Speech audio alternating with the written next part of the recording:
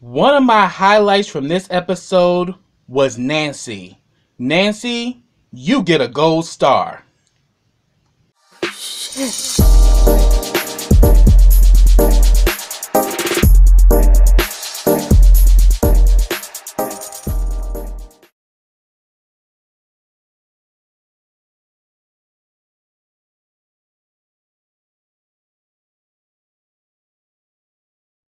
Hey, what's up everybody? Welcome back to KRSTV. This is your boy Kenny. Now remember, subscribe to my channel. Click that bell so you get notifications every time I drop a video. Also, follow me on all of the information I have in the description box, as well as like this video, comment on this video, and share this video. And this is the Oval Season 1 Episode 9, and the name of this episode is The Fish Bowl. This was a really good episode, and yo, this show did not disappoint, but as I said in my intro, Nancy is the MVP of this episode in my opinion, and I'm about to tell you why. So let me begin here. The episode opens up with Gail getting harassed by these goons. Richard comes up to the place again looking for Barry. Now we come to find out the guys that now got Gail are Picky's goons. So they literally having a way with her, and the same goon that was talking shit to Richard before was again doing that bullshit, and the next thing you know, Richard whooped his ass, found them, went back there and saw that they were literally about to rape her, and he literally beats all of their asses, and then one of them pulled out a gun. Richard paused and then did a move and fucked him up too, and literally saved Gail's life. The very same Gail that got this man fired end up saving your life from being devoured, because those motherfuckers could have killed her. Like, seriously. And they were going to have their way with her, and she had nobody to help her. No one. And pretty much he, brings her to safety, and then, brings her to his car. She's crying and she's bloody because they did mess her up. And then once he looked in her face, he realized that it was Gail. The very same Gail that got his ass fired. So then we go back to Lily's house. And remember from the last episode, she came back into her bedroom. Bobby was just standing there like, don't scream and don't run. They pretty much go back and forth. And Lily is like, what the hell do you want? And he says, I want you. And I'm like, he ain't lying, bitch. He wants your ass. You must got some good stuff, honey, because you done got his nose wide open ever since you decided to take that red-eye flight up in the airport bathroom, bitch. Yes. I mean, just saying. And, and you can kind of tell that even though she's being resistant to him, there's a part of her that really likes Bobby. And Bobby, even though she, shot him or whatever, he still wants to be with her. And he's saying, and she's like, how the hell did you get in here anyway? He says that, man, these damn low-level security people you got, man, they can't do half the shit I do. And she's like, what are you? And he tells her that he's an Army Ranger. So now she knows about him being a Ranger. Why he can walk around with just being shot and on painkillers, and it's like he feel no pain. He used to that shit. And pretty much, he's letting her know, I don't know who it is that's after you, but you done pissed somebody off. And she was like, yeah, and he was like, well, who do you think it is? And he says, it could possibly be your husband. She's like, no, my husband would never do that. He's like, boo-boo, you don't know your husband as well as you think you do. I'm like, yeah, that's true, honey, because we definitely are getting that vibe that Donald is in the closet and he's fronting with a wife. I mean, how many of them do you see, in the public eye? There are a lot of them. Even ones who are not famous. There's a lot of them that literally, they want the opposite sex, but because they want to fit in with the public image, they'll get someone to be their beard. And that's for women and men. It happens on both sides. And, he's pretty much saying, I don't know who you pissed off, but Bobby knows what's really going on, but he's not telling Lily everything. And she was like, how am I supposed to trust you? And she's like, you marked me, didn't you? The whole time at the airport, and now you striking up a conversation, you marked me, but who the hell sent you? Kyle's ass. And he says that, oh yeah, I know about your conversation with Kyle. I know Kyle came to talk to you. But he's still saying, well, how do you know all this? He's like, you know, I don't know who hired me and all this shit. And I'm like, Bobby, won't you just... But right now, Lily can't take everything because Lily is kind of naive. But we see there's this fire coming out of her, and she tells him to get the hell out of her house, and that if you come back in here, I will shoot you again. But he pretty much says, so, but he gives her a burner phone and says that, you know, you can reach out to me, you know, no one be able to trace me, but I just really wanna help protect you. And she's like, I don't need you to protect me. Bitch, the way things are going, you definitely need an ally. And your husband ain't telling you shit, and Kyle is literally trying to, you know, trying to know what kind of, you know, bra and panties you wear, literally trying to know everything from your whole DNA and shit, because Kyle is pressed as shit. And I think it's because he wants to get Lily out the way so he can have Donald for himself. He sees Lily as a threat, not just with Donald, but also with Bobby, because Kyle knows in the back of his mind that something went on between the two of them, but, you know, Bobby ain't giving up nothing, and Bobby is like, I ain't gonna give up shit, and it is what it is. So pretty much we got that going on, so therefore, I think eventually Lily's gonna reach out to Bobby, and I think they definitely gonna get it in yet again, because Bobby tore her up. And you can tell ever since she had that session at the airport with that red flight in the bathroom, Miss Lily has not been the same. So then we go back to Denise and Max. They're still waiting outside, and they're still talking, going back and forth, whatever. And she's like, why the hell are you doing this? Like, this is kidnapping. This is a federal offense. Like, are you serious? And like, you know, as I said, Max is a loyal servant to the president. He's been with him since he was in the governor's mansion, and now he's with him in the White House. So he's used to doing this little thing for the president, you know, bringing him whores and covering his tracks and all of that. And finally, Hunter calls him and says that, yeah, you can bring her up. And pretty much, Denise is like, yo, asshole! I'm like, girl.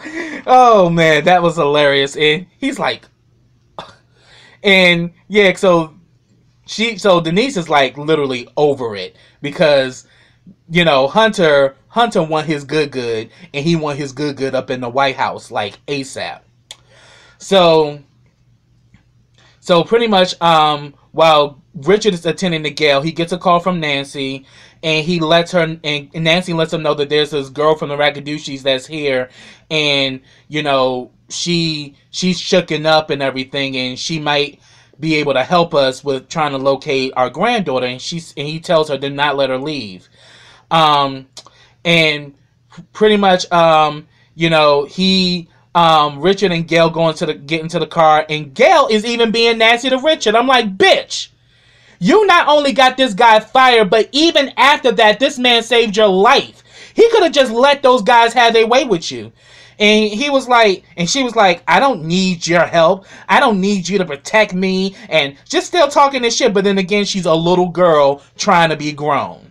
And then on top of it, think of where she came from, because her parents are fucked up. They're completely screwed. I just think they had kids as just being accessories to their political agenda. They ain't want children, like, because they sure as hell don't like their kids, and then pretty much, you know, it gets to the point where Richard was like, well, dang, girl, I just saved you from getting your ass whooped, and you still gonna be nasty? And she was like, well, hey, it's no different than what my uncle used to do to me. So I'm like, what uncle, bitch? Wow. So, as I said, that these kids have been abused in more ways than one, and that's the reason why she wants to get away from her family. But, honey, you're in a fishbowl, so you just can't up and leave. And Richard actually has a good conversation with her, and he was saying that, you know, yeah, I was the guy whose son you lied on, you know, and, you know, pretty much, and then, you know, Gail is kind of going with that, like, you know what? I could have you fired. And he's like, well, honey, you already did that. And I've been working in that White House for 20 years. You know, I love what I do. And the problem is, honey, you need to realize that you do got people in there who can help you. You do have allies. You know, but what you did to my son was uncalled for. You had him literally almost go down for something he didn't do. And she says, yeah, like Emmett Till. And now it's like Priscilla got to her. So I was like, gold star for Priscilla. But yeah. So that was what's up. But they have like a good conversation and everything. And Richard pretty much tells Sam that he found Gail. And Sam lets him know we're on the way to get him. Because he's like, I can just bring her up there. He's like, no, no, no. We're going to handle this a different way. I'm going to meet you. And I'll come with secrets. I'll come with SS. And we'll come meet you and get her. And, you know, she even opens, and within this process between Gail and Richard, she begins to start opening up to him. You know, he gives her a cigarette and lets her smoke, and he says that, I know it's hard for you, living in that fishbowl where you have to be perfect all the time, where you have to live up to all the expectations of everybody. Everybody's always watching you. You can't even go to a club. You can't get a drink. You can't have a cigarette. He let her have a cigarette, and they talked and everything, and I really do think that she really built a good rapport with him. And I'm just saying, Richard is very down to earth. And I'm like, y'all need him in the White House. And I think with this, they finally gonna use this to get it back. Because Sam gonna be like, if it wasn't for Richard, your damn daughter would probably be dead some damn where. Yeah, and you know Hunter's is a real arrogant piece of shit too. Him and Victoria got that problem. Their egos are insane. So eventually, they have a conversation, and eventually Sam and Secret Service come and pick her up, and Victoria demanded to go with them. And I'm going to get to more of that later, so let me keep it moving.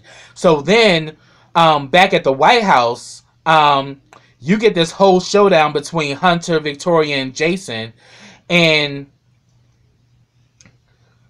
and then, like, you know, Hunter and Victoria going back and forth about the whole situation.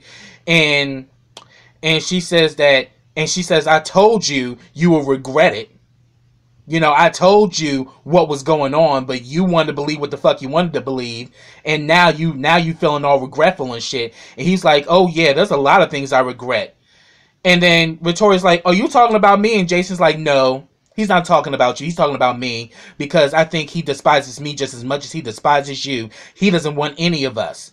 And then he starts getting bucked with Hunter, and Hunter's like, go to your room now. I was like, see, we can tell that Jason's the oldest. You know, Jason's 18, so he is just over them as well, because he's like, shoot, there's no love there. You know, it's just control and putting up the front that they're a happy family when they don't even know how to be a family at all. So then we see Donald and Max come in, and they pretty much, you know, start questioning Max, like, what's going on? And then, you know, Victoria starts saying that, oh, so where were you, Max? And he was saying I was actually handling something. She's like, oh, where were you? She's like, I'm trying to find your daughter, ma'am. And she's like, well, where is she? We don't know, ma'am. She's like, well, where were you, huh?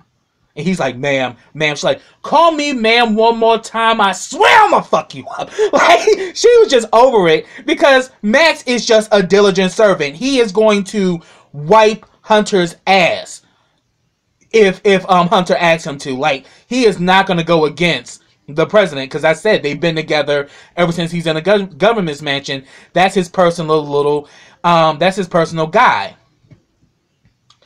And like, you know, pretty much Donald is now in on it now. Like, he's saying that, okay, we're gonna, you know, he pretty much tells Max, look, come on, let's go. We're gonna, you know, we need to follow up on this and make sure she gets back safe and sound and all of that. But yeah, that whole scene was crazy. Then we get a scene, Barry finally comes home. Nancy's like, where you been or whatever, and Barry's being nasty as hell with Nancy, talking about some, and she said that, you know what, when your father gets here, me and you gonna have a talk about Ruth. He's like, I don't want to talk about her. And she's like, oh, so you just gonna be real disrespectful?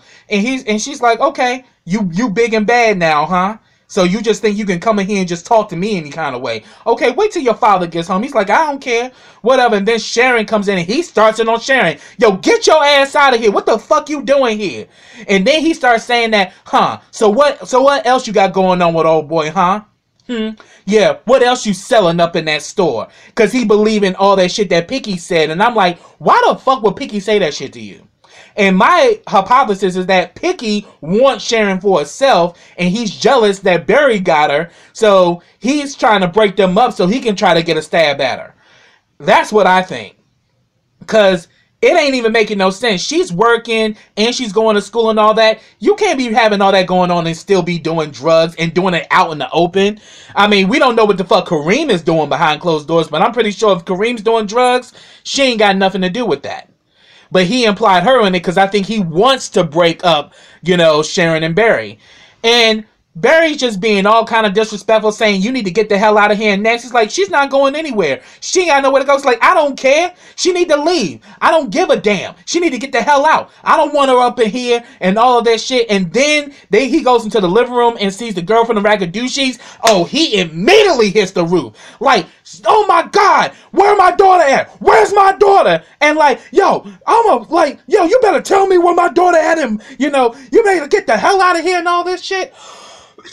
Nancy's like, boy, you need to calm down, and you need to stop being disrespectful and all that. And he's saying, see, that's your damn problem. You always letting any damn body in the damn house. And next thing you know, Miss Nancy got the gold star when she went back and was like, so what? I was like, yes! Yes! Slap the shit out of Barry! Because his antics have been getting on my fucking nerves. Like, I understand why he is the way he is, because he's so irate because his daughter got taken from him, and he's just been going off on everybody, and he's been going off on the people that are in your corner. Nancy had it enough and slapped the shit out of him, and I was like, about damn time. And he gets all mad and starts kind of getting a little emotional, and then he goes upstairs, and then Sharon goes in there, and pretty much she's like, he's packing his stuff because he's like, I'ma leave, and she's saying that, look, you really hurt your mother. He's like, I don't care. She doesn't care about me. She's like, yes, she does care. We all care. Like, your mother's downstairs crying, boy. Like, seriously? She understands you're hurting, but the way you're going about it ain't right. And then he's still asking about, so you doing drugs now? Is that what you doing? And she's like, where are you getting this from? And he's like, won't you just tell me? Won't you just tell me? And I'm like, bruh, you need to know your girl. And why would this girl be up in your house and all of that if that's what she was doing? And knowing that she could get found out. And why would she even build a relationship with you knowing that that could possibly get exposed? Like, Barry right now is just so emotionally distraught that he's just biting everybody's head off. And in this moment, that's why I said Nancy gets the gold star, because in this moment, he finally broke down. He finally cried and was like, I just want my baby back. I just want my little girl back. And he's like, I just feel like nobody cares. And she says, we all care. I care about her too. Like, you don't think I want her back? Like, we all care. But you gotta calm down. You gotta, take it easy. And he finally broke down. And she's like, I love you, Barry. Don't you see that? And he was like, yeah, I see that. So it's like the whole time, because his daughter was missing, he was just going off on everybody. And I thank Nancy, because Nancy slapping the shit out of him is what he needed. He needed to get a slap in reality that the people that you shitting on are the people who got your back. And then we see later on, while Sharon's holding Barry, Nancy comes in and she hugs and she says, it's all in God's hands, baby. It's all in God's hands. So he realized that he's loved and he just needed to break down. And I think him being irate and being over the top was just his way of suppressing his emotions, And this is a good thing to show, because a lot of us black men have a problem with being emotional. We think being emotional is a weakness, and it's a load of bullshit. You know, we're human. It's okay for a man to cry. It's okay for a man to break down, to say, I need help. You know, it's okay for a man to break down, get down on his knees and call out to the Lord and say, I need you to help me, with tears in his eyes. You're human. We're not supposed to be these muscle-bound idiots, and nothing's supposed to affect us. We're human beings. We got to feel emotions just like women and just like everyone else. So I'm happy in a way, because Tyler is kind of breaking this stigma of toxic masculinity. And we kind of saw that with Barry, because he's doing all this shit because he wouldn't allow himself to break. And he needed to break. And I think from this point on, we're going to probably get a different approach of Barry from this point on. So that was really good. And I really was there for that scene. Then we get a scene about with Hunter and Donald. They pretty much let him know that we found your daughter, and Sam, after Sam had talked to Richard, and Richard let him know he was there. Sam's like, okay, I'm on my way to come meet you, and Victoria said, I want to go with you. And he's like, well, ma'am, you really don't need to do that. We got this. And then Hunter was like, you can't tell her no. So he's like, okay, fine. So now Victoria is in the car. And, Hunter and Donald are having a conversation, going back and forth. And he's like, well, the thing is, I don't know if my daughter is safe because she's in a car with Victoria. And Donald's like, oh, she'll be fine. She's Secret Service is there. And Hunter was like, do you really think Secret Service is going to stop Victoria from whooping her ass? I'm like, yeah, because they sure as hell didn't stop her when it came down to tasing her ass. Like, I'm just saying. So then Hunter asks Donald about Max. What do you think of him? He was saying that, look, I know he's been with you since the government mansion, but now that he's in the White House, I think he needs more training. And he was like, yeah, he's always been my Achilles heel. And he was just saying that, he's good at what he does, but I just think he needs to have someone watch over him. And Hunter suggested Kyle. And he was like, Kyle, sir? And I'm like, See, Kyle working his way, like, I'm working my way back to you, babe, with a burning ass inside. That's literally what's going on with Kyle and his simple, messy ass. He working his way back to Donald and that black meat. And he was like, Kyle, why? He's like, well, cause, and then Hunter's like, he's sharp as shit. He's somebody, he's somebody that I want on my and I said he also used to be on your detail, so he's perfect. And he was like, well, the thing is about Kyle, sir, he's overbearing. And he's like, I don't care. And he's like, but I personally think because of that, he may not be a perfect fit for you. And Hunter's like, again, I don't care. Tell Max that Kyle is going to be his new supervisor and tell him it's your idea. So I was like, wow. So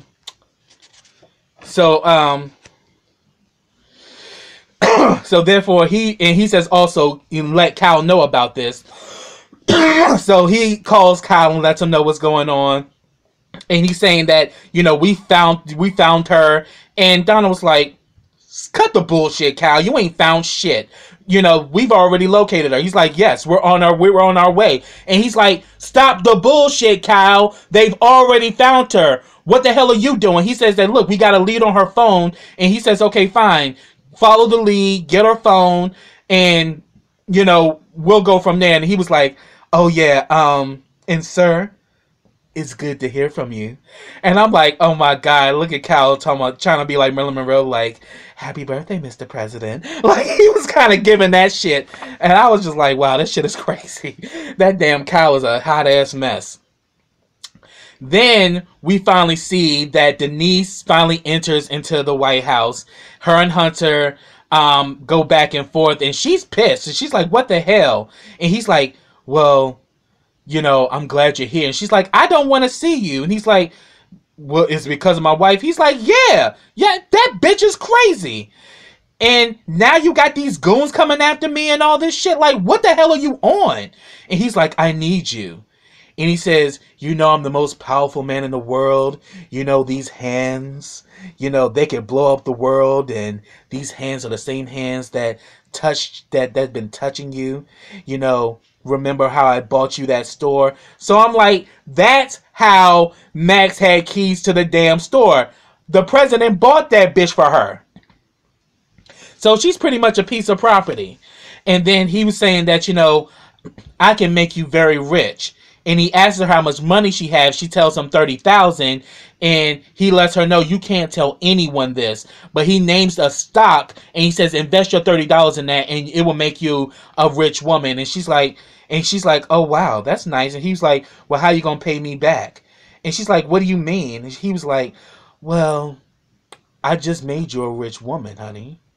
You won't never have to worry about money ever again. And that is what reeled her in. And the next thing you know, they getting it in.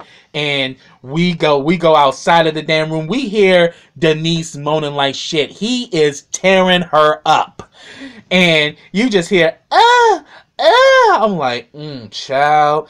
And then Donald meets up with Max. And Max is standing outside. He's like, dang, don't you get tired of hearing all that? And Max was like, hell yeah. And then he says that we got a problem.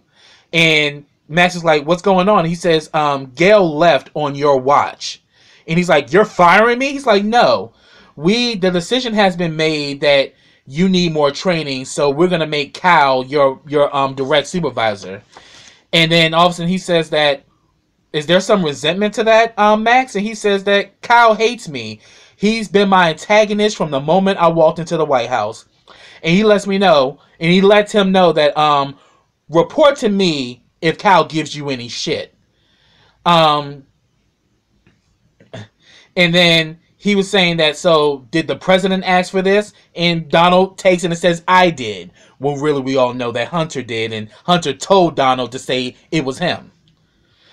And then we see that while Richard is driving on his way home, there's this mob of protests seeking justice for the person that was shot in his house, allegedly from the gun that Barry had, the gun that was hot that belonged to Picky. So, and we see that they are literally beating his car and everything, and he's like, what's going on? And it's like, yeah. And it's funny that it's coming in his direction because it was literally him and Barry tussling the gun that made the gun go off. And supposedly that bullet killed that man who was a very powerful figure in the community. So they got that going on. Then in the motorcade, we got Victoria and Gail. They going back and forth, and pretty much she says that, so what the hell were you doing, huh? What the hell? Why the hell did you leave? And Gail was like, I'm not telling you nothing. And then Victoria asks both Yuma and the driver, can I get your taser? Yes, I need your taser. And it's like, we're not going to give you a taser for your own protection. And then she asks, can I get the gun? I'm like, are you fucking serious, Victoria? You're going to put a gun to your own child? How? This bitch is evil. Like, I'm really stunned. I mean, that's part of me that sympathizes with Victoria. But then again, it's like, your daughter is screwed up because how the way you treat her. This is a 16-year-old girl. She's at that form of puberty and she's becoming a woman, and you treat her like she's shit. And then pretty much she says that, oh yeah, you know, you better be glad you're here because you will never see that boy again. And she's like, whatever. And she's like, you want to bet? And Gail pretty much tells her, I will literally jump out of this car. And she was like, please, go ahead and jump then, bitch. Do what you gotta do. And she literally jumped out of that car and busted her shit. And then all of a sudden Victoria's like, wow, the dumb bitch actually jumped. I'm like, you just made this shit worse. Because obviously this girl has a problem, but because you're a self-loathing bitch, you don't even care that you're literally damaging your daughter. And that you're not caring the fact that your daughter is going through the process of becoming a woman, and she don't even connect with you. So literally, the only time we kind of seen her soften was when she was talking to Richard. And before she left Richard gave her a number. He says that if you ever need somebody to talk to, feel free to call me. I will never disclose anything you say. I got you. So I think Gail may be that linchpin that's going to get Richard his job back. So that's what I have, y'all. If I missed anything, put down in the comments. I'd love to hear your thoughts. So until next time, everybody, take care.